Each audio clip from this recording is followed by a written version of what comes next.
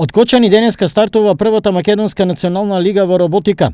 За структурата на ова по многу нешта карактеристично надпреварување говори еден од иницијаторите, Гордан Анастасов. Кај нас за почеток имаме 7 екипи, толку се имаат досега пријавено, се надеваме дека може, бидејќи пријавувањето може уште да се пријават до крајот на септември.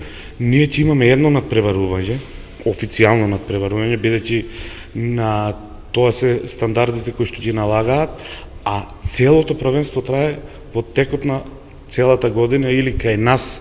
Првенството ќе биде на 23 февруари. Несомнено, една од најголемите заслуги за постоењето на надпреварувачката лига од ваков формат има факултетот за информатика при Штипскиот универзитет Гоце Делчев.